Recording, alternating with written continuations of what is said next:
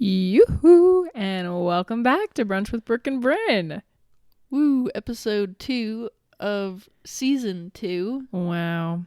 It's like when you were little, did you ever do it's 11/11 on, November 11th, 2011. Uh-huh. Yeah. Yeah. My brain was buffering. I had to think about that. We actually just recorded our last episode. Mm-hmm. We were originally going to put them together, but we were like, we feel like we have too much information and we don't want to rush it. We want it to be conversational, so let's split it up. So here we are, splitting it up. Yeah. Having fun with it. Yeah. So we'll just go ahead and dive right in because you already heard about how we're doing in the last episode. So Welcome back. We missed you. Yeah. Follow us on Instagram, Facebook, YouTube, and we have our Patreon and our Venmo, and share things that you like that we share and spread the word. Yeah. Spread the word. Share it with people you think it would benefit them and even people you don't. Because we want to help. We want to get connected. And this whole podcast is geared towards healing and empowerment and just living a full life. Yeah. Yeah, living the complete life. Okay. Well, I'm going to go ahead and dive in. How about you, Bryn? Yeah. Should we introduce our topic? Yeah. Okay. So I just want to make sure you did that first. So this season, as we've talked about, it's making peace with emotions, making peace with your emotions. For today, we're going to talk about the 4 emotion families. That's kind of the theme. And we're pulling a lot of this from a book that Bryn read. Yes. It's The Language of Emotions by Carla McLaren. Has some really great ideas. I put the chapters I recommend in the show notes. And yeah, a lot of this episode has her ideas in it. And we're going to talk about other research and personal experience and all those things. So yeah, this is kind of a way to start the conversation and to see, okay, do we agree with what she said? What would we add? What would we change? Yeah, I like that. Yeah, just exploring emotions. Yeah. And so we're going through the 4 emotion families, and McLaren splits them up into anger, fear, sadness, and happiness. And she kind of argues that everything within these families has the same core purpose, but manifesting in different ways, which we'll talk about a little bit, and especially as we have our snack episodes that get more specific, we'll talk about that more. Because our snack episodes this season are going to be like, oh, we talked about anger. Let's talk about kind of subcategories of anger. So that's looking forward. So. Okay. Well, first up is anger. And honestly, what first comes to mind is Inside Out. Which I love the first and second movies. They're so good. They're really good. Yeah, if you haven't seen it, highly recommend. I love how they portray emotions as all of them are good. All of them are needed, right? Mm-hmm. Yeah, they all serve a purpose. And they also help teach each other. Yeah. Yeah. And when anger comes up, I just think of his cute little self. Like kind of volatile, which isn't a bad thing. Like John Gottman has found through his research that a volatile conflict style is actually a healthy conflict style. Oh, really? Yeah, interesting, right? There are 5 that he's found, and there are 3 that are healthy, and then 2 that are not. And at first, I thought that volatile, like the more loud or kind of like what comes to mind when you think of volatile? I'm trying to describe it in my head. I think of like someone says something and you start yelling at them. Yeah. Yeah, where you're kind of more quick to escalate your emotions. Mm-hmm. And you're also quicker to feel it and let yourself act with those feelings, which, pros and cons. Anyway, but volatile is just, you have 2 people. If you have 2 partners who are more volatile and they just say it as it is and what they're feeling, and then they're willing to create safety and listen to each other and work it out and manage the conflict well, that works just fine. Like, yeah, people can be so satisfied in their relationship Yeah. if it's a more volatile style. Yeah, I like that. Because Gottman talks about it's not conflict that it's bad, it's what is the core of the conflict. Because a lot of conflict in marriage is actually, I love you and I want things to be okay between us, and so we have conflict. Yeah, and Sue Johnson would agree with that. And that it's important to know what each other's soft spots are, the raw spots is what she calls it. And yeah, to know the things that hurt your partner and hurt yourself, and be able to see the emotions or what comes up or how they're talking about something, and just like sit with them with it. Yeah. Sit with them in that and be there as an accessible, engaged, responsive person, and just show up. Yeah, it's cool stuff. So with anger, we have this structure that we have kind of a name and definition for anger, or what it does for you, and then we have questions and then levels of anger. So McLaren calls anger the honorable sentry, which I love that. A sentry is in like a guard, right? Yeah. And she says that anger guards your soul and your sense of self and things you care about, people you care about, things you value, all of those things. And I love that description of anger because I think it's so holistic. It's looking at anger as something that's fighting to protect you and really wants you to be safe and doesn't want you to be hurt. And I think maybe here we could, like, do you have an example of anger and how it goes back to one of these things? The honorable sentry. Yeah, I do have an example that comes to mind. So,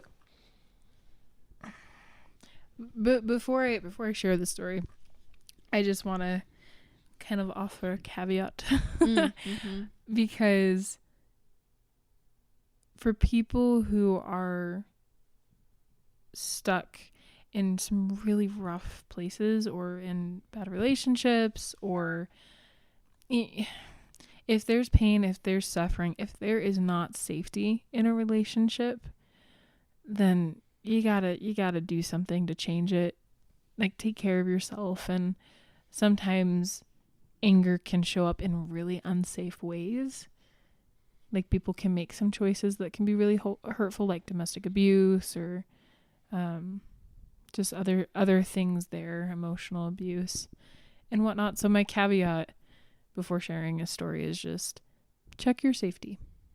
Make sure that you're in a safe place, and the relationship you're in or the workplace you're in, that there is safety and you can take care of yourself and there are people to support you. Yeah, that's really important. So, yeah. My story of anger, though. I'm going to go ahead and I'm going to pick a recent interaction I had in it's going to sound kind of weird because it's not really directed with a person with me in the moment. I was reading a textbook for one of my classes. It's called The Myth of Normal by Gabor Mate, who has some amazing work with trauma and addiction. And he's a really, really smart, caring person. And I like his writing style. I do. A lot of the claims he makes in his book, though, are very... They feel really strong to me.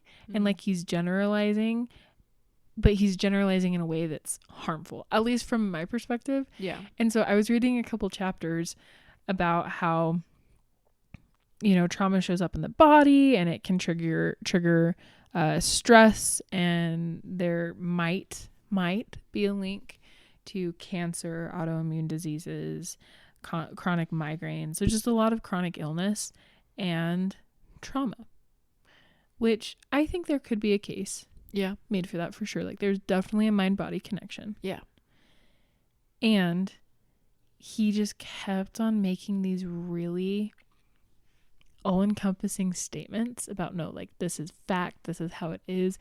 And it's all from stories he's heard and seen. Like, there weren't as many numbers to back up what he was saying. Yeah. Which I always think is a little dangerous. It's good to be a critical thinker. Yeah. And to hear stories from those around you and honor that.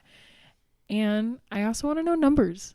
And so me, as I'm reading, I have an autoimmune disease, and a lot of what he said just felt so shaming in some ways, as well as I felt very disregarded, and I started to get angry. Mm-hmm. And the anger showed up, and as I was reading, I was like, again? Come on, Mate. Like,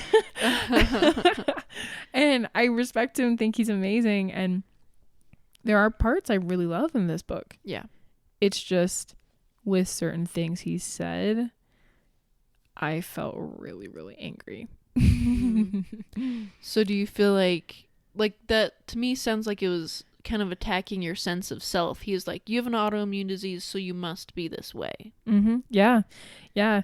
And he made a claim that when we're able to resolve the trauma or the emotional crisis, distress, then our bodies start to heal. And you're like, my pancreas doesn't work. I'm moving the microphone away so I'm not like screeching in your eardrum. But oh my gosh, because I'm gonna have type 1 diabetes unless there's a cure or I die. Like, those are the two. I literally need insulin to live on a daily basis, and it's something I think about every day, every hour, every minute. Like, it's with me. It's part of who I am. And so I felt put into a box. And he also shared a story about a lady with Crohn's disease and how she went to therapy and got some psychological help. And then her Crohn's went into remission and she was okay for a really, really long time. And he was like, she had such a traumatic life. Look at all these awful things she went through. And I'm like, that sucks. Yeah, for that person, she went through, I mean, the worst of the worst. And I have such empathy for that. Like, it sucks. It's so unfair. And it makes sense why she was in a lot of mental pain. And then around the same time, she had Crohn's symptoms creep in, and her symptoms would get worse when she was more stressed. But then when she took care of the mental stuff, her body healed. Yeah. Which I think that's amazing. Good for her.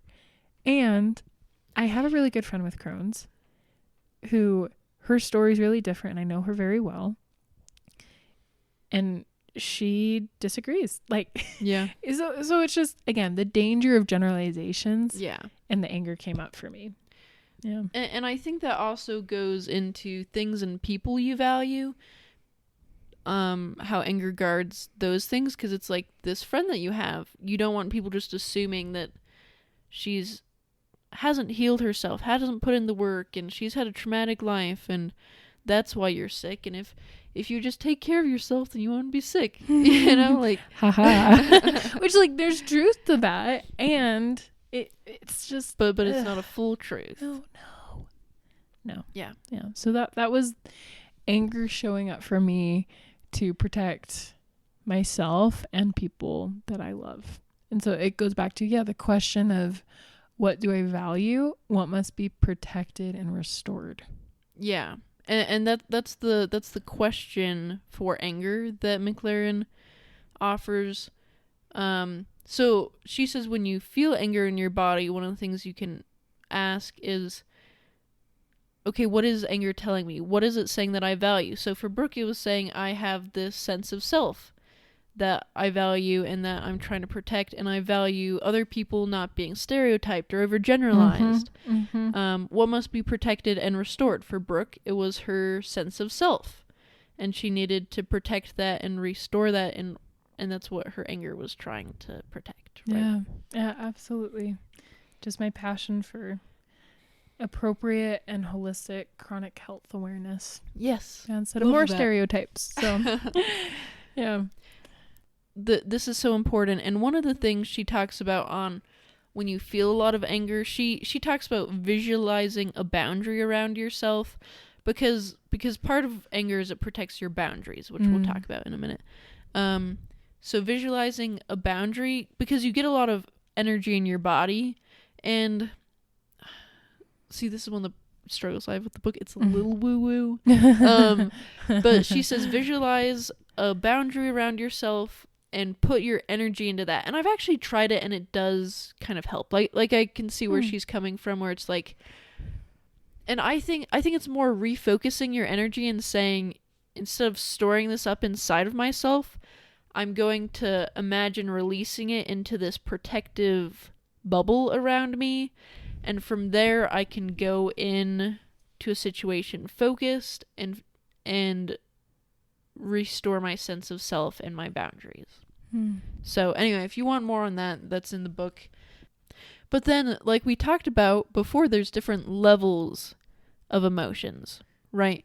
And so for anger, there's the soft level, and it's feeling annoyed, feeling determined, and feeling protective. And there's other words you can use there, but those are 3 that I think show it. And then medium is angry, courageous, or offended.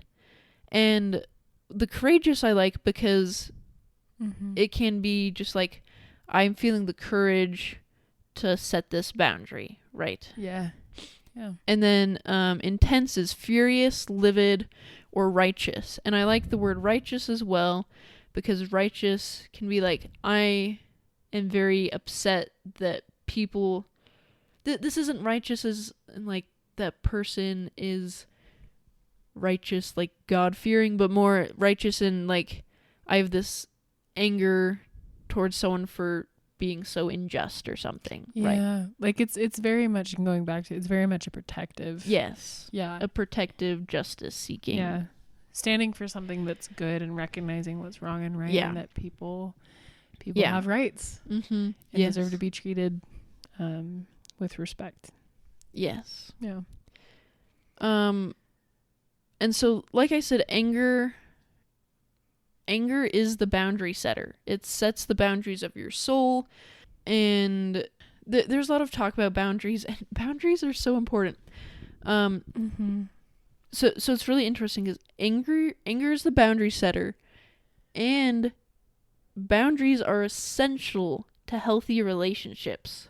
So anger is essential to healthy relationships. Ooh. When most people think that anger destroys relationships, but if anger is used correctly, and this is what it's for, it is to create strong, healthy relationships. Yeah. Which I think that's really, really cool. I like that.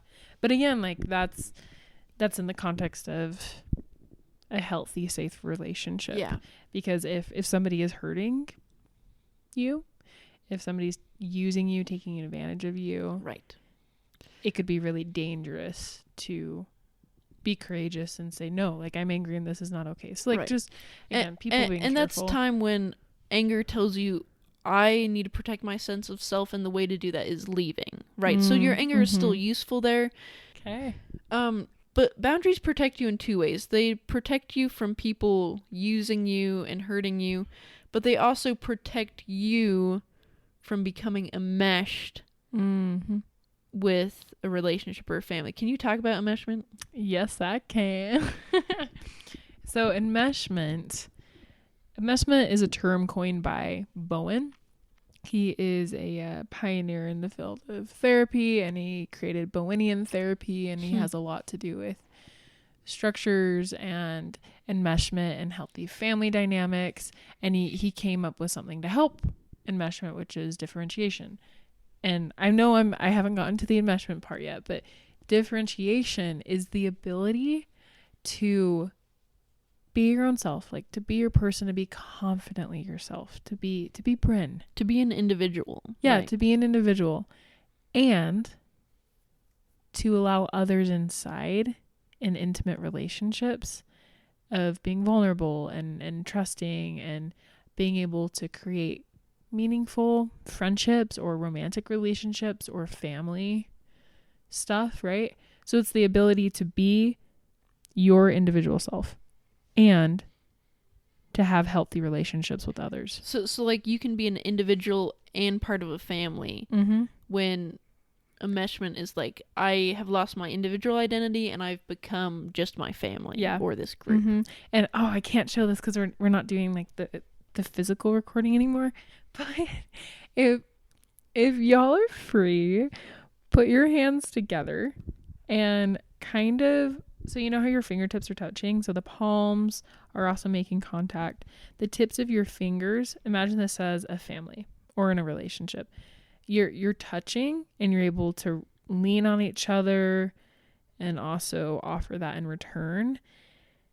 You know who you are. Like, this is my pinky finger, this is my thumb, this is my index finger, and like they are their own person. You are your own person, and they're allowing for leaning on others and connection. But enmeshment is like, okay, now fold your arms together and do the waffle with your hands. Oh yeah, your fingers go together. Your fingers go together. Yeah, you're holding your hands. That's enmeshment. When everything's just kind of jumbled together and it's hard to distinguish who's who in the individual self. Yeah. Well, yeah, your identity is completely wrapped up in, oh, this is what my mom says, or no, my dad believes I should really pursue this in my life, or like I'm a big sister, and like that's all I am. That's all who Brooke is. Instead of, oh, well, I'm Brooke who also loves to paint and be outside and go swimming, and I'm an adrenaline junkie, and like I love skydiving, and I'm a big sister. Where it's just your ability to accept yourself, your individual tastes and preferences, and your ability to accept others and connection. Yeah, so that's enmeshment and differentiation. Nice. I like that. And so anger protects you from being a mesh because it protects your sense of self, but then it also allows you to set boundaries with people so you can have healthy relationships. Like, anger, ironically, is like kind of the thing that makes relationships work. Yeah, to cue into what you value, what's important to you, how you want to be treated, how you want to treat others. Yeah. Like going back to the story we shared in the last episode, I felt really mad and angry at myself when I, let you know last minute about the conference I went to, because I felt like I had let you down. I had been an awful friend. And that immediately flagged the whole, oh, Brooke, you care about Bren and you want to be deserving of her trust. Yeah. And to show her respect and all those things, right? Yeah. So anger just is trying to tell you something. Yeah. So you can honor your anger by, when you feel it, asking yourself, like we said, what do I value? What must be protected and restored? Why am I feeling angry? And what do I do about it? I'm feeling angry because this person has affected or violated my sense of self. What do I do about that? Maybe they're right. How do I address that and maybe create a new sense of self, right? Yeah. Any other thoughts on anger? You've summed up really well. So I feel good to keep going. Okay. Yeah. Sweet. Let's go to fear. The tagline for fear is intuition and action. And the questions are, what am I sensing? What action should be taken?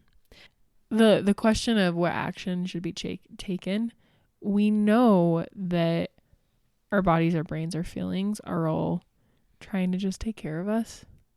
Whether that's we're in danger or we're afraid of losing something or someone or a relationship, or anyway, you can fill in the blank, because there is intuition and action with fear. So one example that came to mind for me is, and this just shows I'm still in school, my fear and anxiety around turning in an assignment late.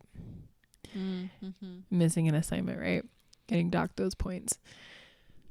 For me, I have this really deep value of learning, and I also like to do things with quality. Like, I want to give it my best effort. And I have this fear with school that if I don't do it well enough, or if I don't turn it in at a good time, that I will miss out on points that will help me get closer to graduation, that will help me be a better therapist. Like all these things are attached to it. So it's like, okay, I have this fear with turning in my assignments on time. The action I'm going to take with that is to just be very organized with my calendar and intentional with my time. So you can sense that anxiety and you can say, okay, why am I feeling this and what do I do about it? Yeah, that's exactly it. She gives a great example in the book that I really like. How like when you're driving, like even if you don't feel scared while driving, your fear is turned on. Where it's like, okay, I'm focusing on what's going on. I'm constantly checking to make sure I use my turn signal, hopefully. Sometimes people don't. It drives me wild. It does, yeah. Like crossing over the double lines. Yeah. You could hurt somebody. Anyway, I'll be done. Always checking, is it a green light or a red light? Like, you may not feel scared, but that is your fear checking in and saying, what's going on? What am I sensing? Oh, it's a red light. What action should be taken? Stopping. And those things are so intuitive for us, right? Or she talks about how fear has a lot of instinct in it. And so sometimes your fear just automatically will do something. So like so many times when like someone suddenly swerves into my lane because they didn't check their blind spots, then like I have the reaction and I will either move into another lane or slow down or speed up, whatever it may be, right? And so that's my fear, my instincts taking action and saying, I just sensed this and now I suddenly do this. That's really cool. That's a good example. And it's like, oh, it serves a purpose. It keeps you safe on the road. It helps other people stay safe. Yeah. If something really intense happens, you're in a situation that you could get in an accident, you get laser focused on, this is what I need to do really fast. And it feels like something else takes over that's not you, that you're really focused all of a sudden and you can navigate the situation. That's your fear. Yeah. I will say, if I may. Yeah. If you're constantly in a state of fear, something is wrong. Yeah. If you have like a lot of anxiety or fear. Yeah. And so get the resources that you need. So if you need therapy and want that, like go get therapy or find a book or pursue resources that you trust. Yeah. But because for all of these, there's extreme levels of it that aren't normal or healthy. And so there is a time that you may need help. Like it's normal to get into being really scared sometimes, but if you're feeling really scared all the time or high anxiety all the time, then that's a problem, right? Yeah. Something's going on and you deserve to feel regulated and at peace. Things can be better. So yeah. And so the levels of fear, we kind of talked about this, but there's the soft is alert or instinctive, medium is afraid or focused, intense is frenzied, laser focused, or petrified. And I like petrified because that's very instinctual, fight or flight or freeze or any of those. Yeah, right? we talked a lot about that in the last episode. We talked about it in the last one. So, and I also like laser focus because, like we talked about in the last episode, it can be, I think athletes are really good at tapping into their fear where they can be laser focused on a game. Like it's all about your instinct and taking action. Yeah, like they've practiced and worked really hard to develop good instincts. Yeah. And then to just trust that they'll. Yeah. Yeah. Yeah. Ironically, athletes are very fearful people, I feel, because they're tapping into their fear, but not in a way that they're scared, but in a way that their fear taps into those instincts and that laser focus. So that's an interesting take on it. I never thought about it like that before. I can see it though. Yeah. Yeah. Fear is great because it allows us to deal with change in novel situations. And as humans, we're always having change and novelty. Change is one of the constants right. of life. Yeah, so fear is really important for that. And it's important because a lot of the time in our culture, we talk about fear as cowardice. But fear is not being a coward. Fear is having awareness and caution to protect yourself and others. And so there is a point that you can start having experiential avoidance, which is when you're trying to avoid an experience, like, oh, I'm afraid of doing that because, like, I'm afraid to go tubing because I could fall in the water and get hurt. But then you have to ask yourself, like, how realistic is that to happen? Like, what are the odds of you actually getting hurt?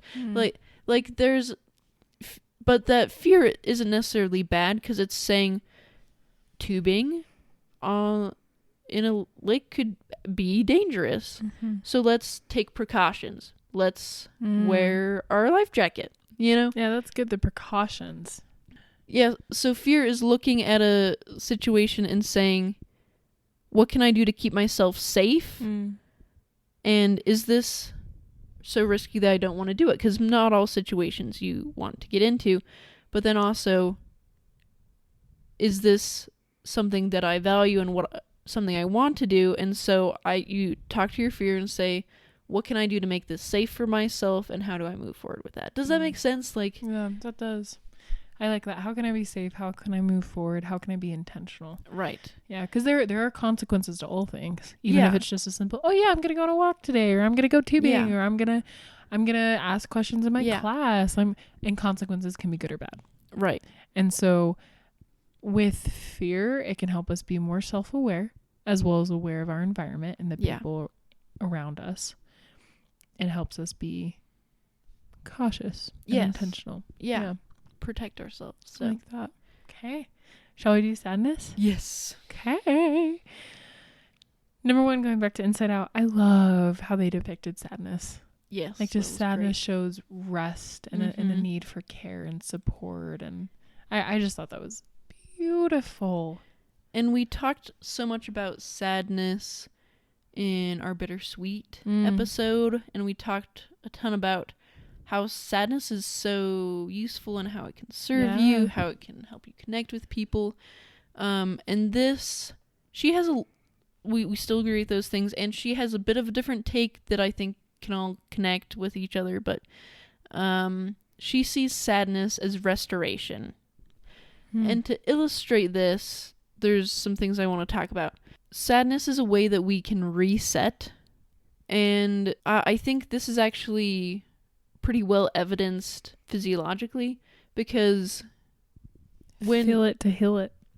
Yeah. Is that a saying? Yeah. Okay. It's a therapy saying.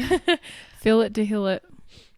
Yeah, so our bodies actually have ways that they reset. So you may have heard of the physiological sigh. It's a method that you can use to reset your kind of your brain and your body to calm down. Because our bodies sigh naturally as a way to calm down, so a lot of times sighing is like a way that your body and mind reset. And so the physiological sigh is a way that you can do that yourself.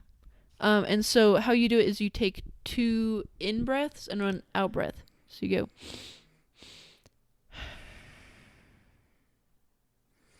I think you've taught this to me before. Yeah. Which is cool because like no one's talked about it, but it's cool.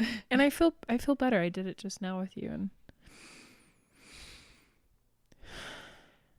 I found when I'm getting like pretty like stressed or worked up about things that when I do it, it really does help me a lot. And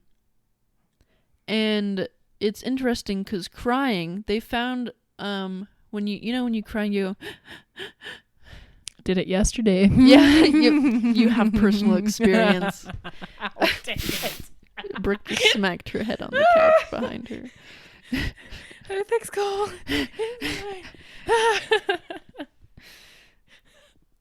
Yeah, so so as Brooke has personal experience with, crying is actually a way that your body calms itself. It's like we just had a really difficult experience, or we had a loss or something, and this is a way that the body resets itself and calms itself, and a lot of people feel a lot better after crying.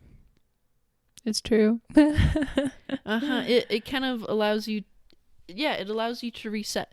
So I think this, like, we have biological ways that we know that crying and sadness reset us, restore us, and rejuvenates us, which I think is so fascinating. It's really beautiful.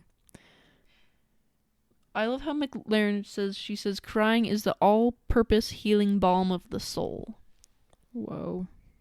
So going back to sadness is restoration, and McLaren talks about how it releases what doesn't serve you, helps you to move on after loss, and rejuvenates your body and mind.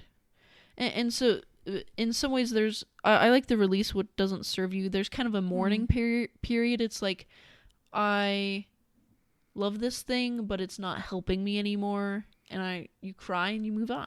Yeah, or even with people, like I've experienced that. You, sir, like you were really important to me and helped me become a better person, and I'm gonna miss you. That's a breakup. Yeah.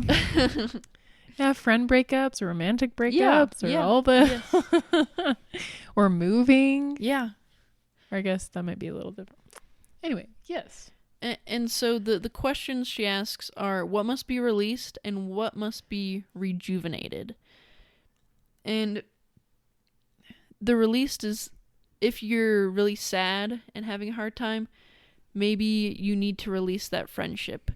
Maybe that isn't working for you. What must be rejuvenated? What do you need to repair and restore in your life? Mm-hmm. Or even in a relationship, like what aspects, what things am I doing that I need to release? Yeah. So that this relationship can be better. Yeah. Yeah. Okay, so the levels for sadness, the soft is disappointed, relaxed, grounded. Medium-wise, we have sad and soothed. And we saw this with Riley and her parents in the first movie. Mm-hmm. Yeah, even in the second movie too, but sadness allows for soothing. And then intense is inconsolable, released, forlorn. I like those because it's like one of them is relaxed or soothed, or released. And so part of it is just like sadness is actually like kind of how you relax. It calms your body, resets your body. And I think we don't normally see sadness as something that does that. Yeah. So. And going back to the Bittersweet book, which seriously changed my life. And if you got a chance to read it or listen to it, or even go look at Susan Cain's amazing TED Talk about it, sadness can be the source of creativity as well as compassion. And I just think that's, again, like Inside Out showed that really, really well, and I loved it. Sadness also allows for the flow of life rather than just focusing on XYZ and getting stuck in moving in unhelpful or worn out ways. Sadness helps us adapt and just be more in tune with ourselves, our needs. Yeah, because it allows us to say, this isn't working for me, so I'm moving on, instead of so we flow with life instead of, this is how things need to be and they're not changing. But sadness allows us to move with the ups and downs, which I think is so cool. I love that. Sadness allows us to move with the ups and downs. That's cool, Ron. That was deep. And there's some things we need to differentiate between. Sadness versus despair versus situational depression versus clinical depression. Yeah, and so sadness always leads to rejuvenation. It always leads to, okay, you have this low where you're sad, and then you get to this point that you recover, and your sadness has allowed you to heal and move on. Mm-hmm. But despair is when you get stuck in a sadness feedback loop, as McLaren calls it, that lacks rejuvenation. So it's just like, I'm sad, and you never hit that rejuvenation where your sadness helps you heal. You just stay sad. And part of it is, she talks about it as an attitude problem. It's like everything's bad, like you're not able to get to a point where things are... It's like bitterness? Yeah. Bitterness is, a good way to say. If I don't give myself an outlet in some way, whether that's to go on a calming mindfulness walk for me, or to have a jam session to music in my car, or getting a hug from my husband, or letting myself cry, whatever it is, whatever healthy outlet and coping strategy you have, if I don't give that to myself, I would definitely get stuck in a place of despair. Yeah. Like, I have no control. There's nothing I can do to change it. And what now? Yeah. And like, what's the point? Kind of ruminating and not getting stuck. If you don't allow yourself to feel your sadness and work through it, you can't rejuvenate yourself and move forward.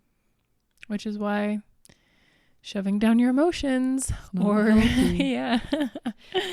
doesn't serve you.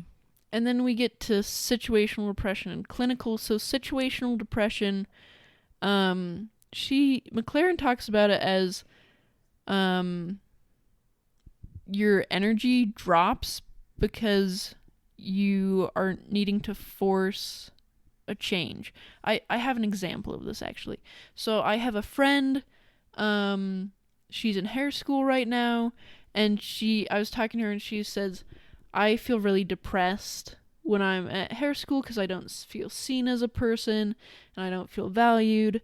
And she's like, when I go home, I'm fine, but I feel depressed at hair school. And so that's situational depression. That situation isn't working for her, and so her body has lowered her energy and says, we need to change something or do something differently here because this is not working, rather than charging forward and continuing with something that's broken. And we're gonna have a whole snack episode on situational depression, so we'll talk about that more later, but I think it's important to clarify here. And so it's not, there are times where you may feel depressed in a situation or for a little bit because something's not working, but that's when you need to make a change and figure out what's going wrong.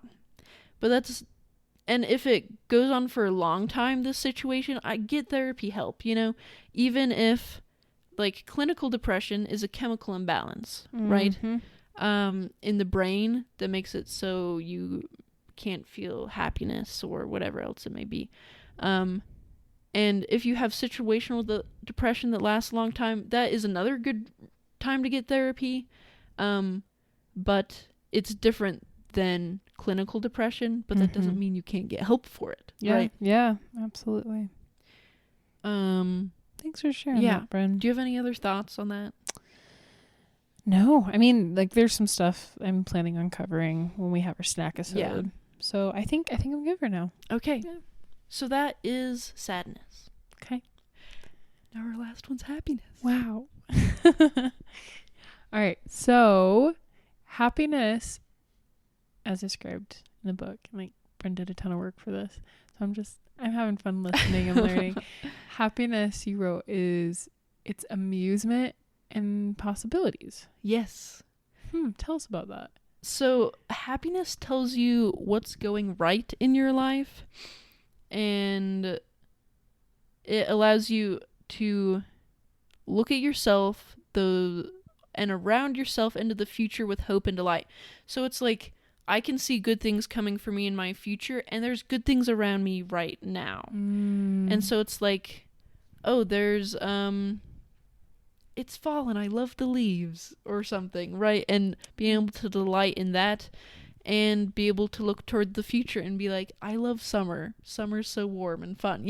It's having hope and delight in what's around you at the time, and it tells you when things are going well. I love that. And even just the phrase of, oh yeah, this delights me. Yes. Yeah. Isn't that beautiful? Like, makes my heart happy. Yeah. I love that. Yeah. Very whimsical. Kind of reminds me of Anna Green Gables a little bit.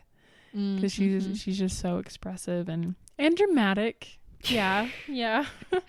And I love that though of, what makes you happy, what delights you, what helps you feel connected to the world around you, what inspires awe. Yeah. I love that. Yeah. The happiness questions are, what delights me? What makes me feel hopeful? What is going right? So pay attention to that. Whenever happiness comes up for you, use this as an opportunity to explore what delights you. Yeah. What's going well, and you could keep building that in your life. Yeah. And right here I just want to touch on how all of the emotions balance each other, right? So happiness is saying, what's going well for me in my life? What am I hopeful about? What should I continue to pursue?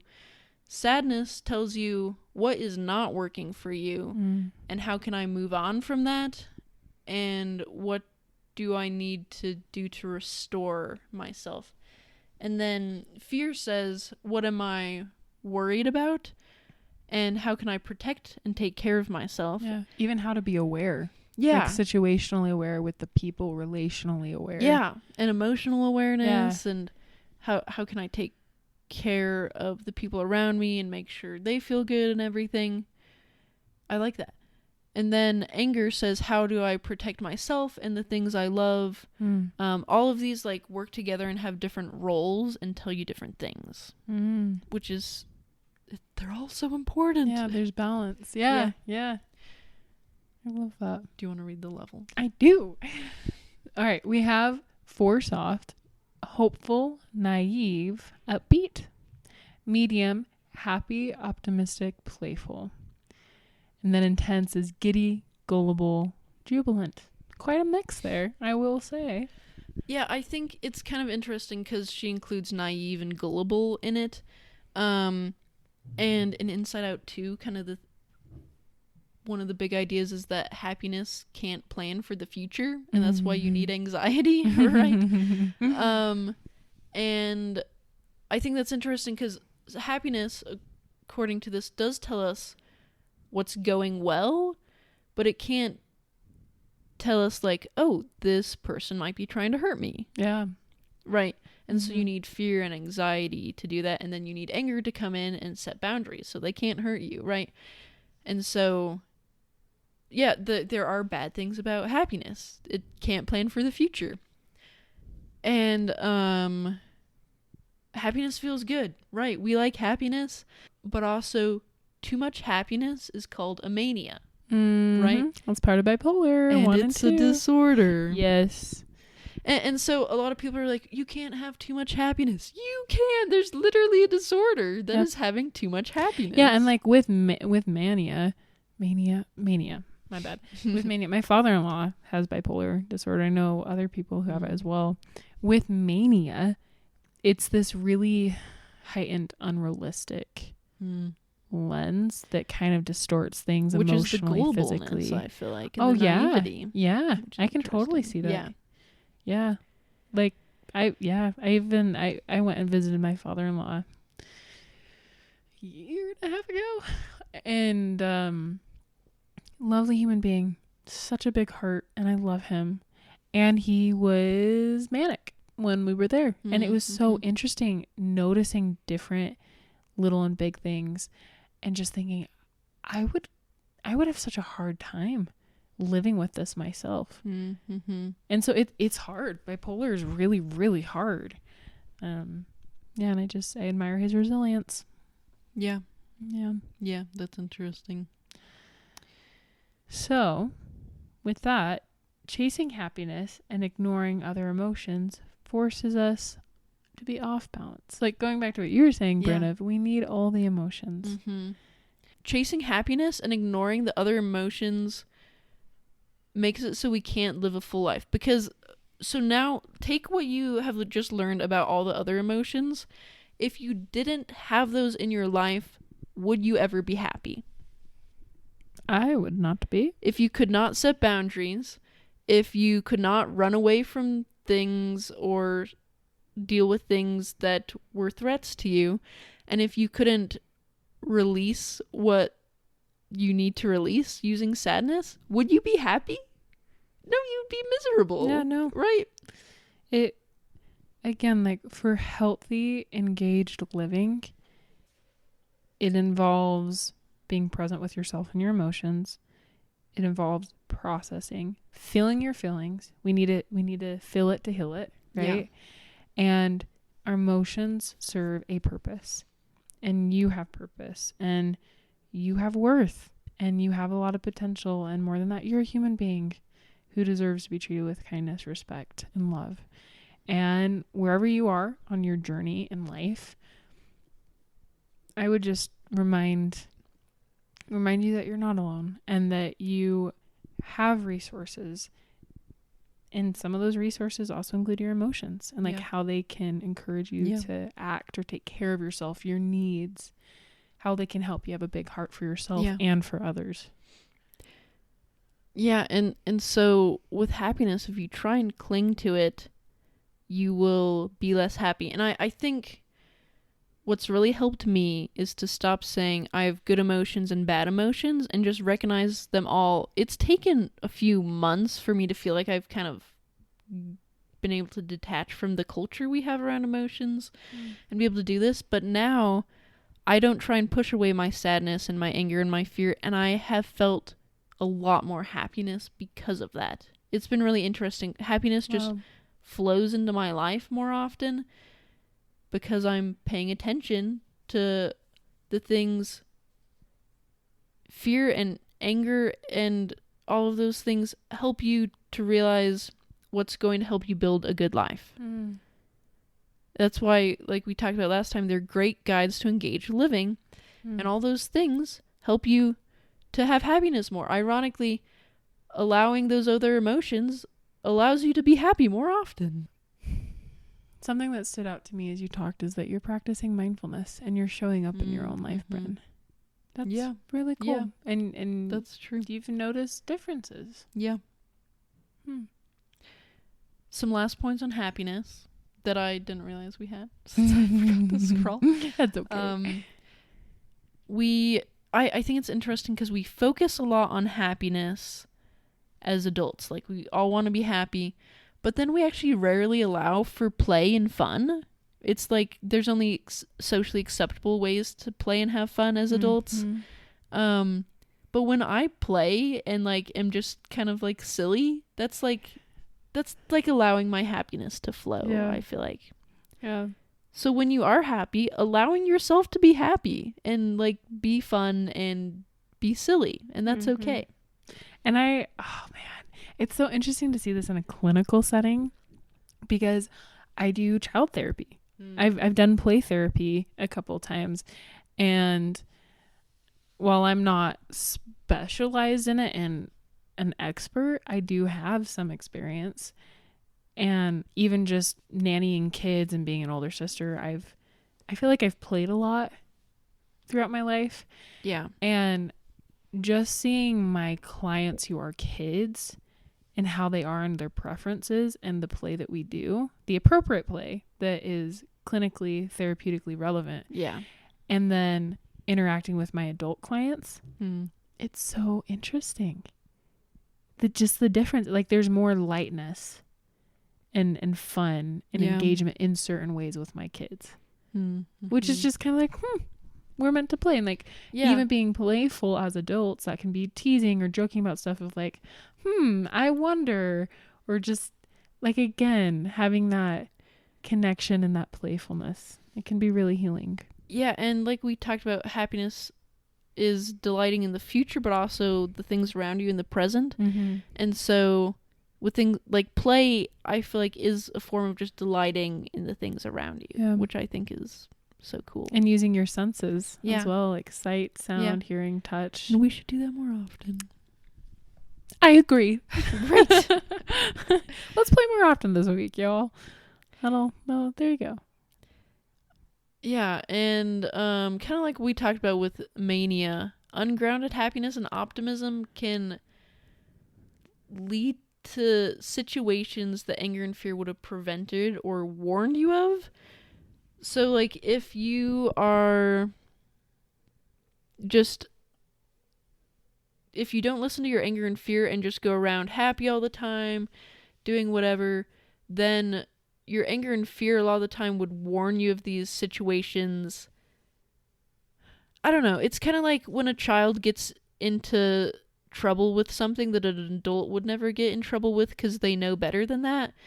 It's because the child doesn't have their anger and fear doesn't have enough information to warn them of that situation. Does that make sense? Interesting. Yeah, I can see where you're going with that. And yeah, so if you're just like, if you only lead with your happiness and only make decisions based in happiness, then like we said, happiness can't plan for the future. Yeah. And happiness can't warn you of danger. Yeah. Well, again, going back to the gullibility and the naivety of it. Yeah. It's useful to keep your eyes open and to be careful. And it's also okay to delight in stuff and have fun and play. Yeah. And so even balance. happiness needs a balance. So, and then lastly, our last point on happiness is it's really important to see that if happiness isn't present, if you're really having a hard time getting happiness into your life, you could have clinical depression or something. So that's something to look into. But it could also be telling you that there's nothing for you in your life to look forward to or to find delight in, and that is an important message too. The absence of happiness tells you a lot. It says, I don't have things I'm excited about for in life. I don't have things in my life that make me happy day to day, and things in my life are not going right. And so the absence of happiness can tell you a lot about what you need to do and what actions you need to take. Yeah. I like that a lot. Just take it as information.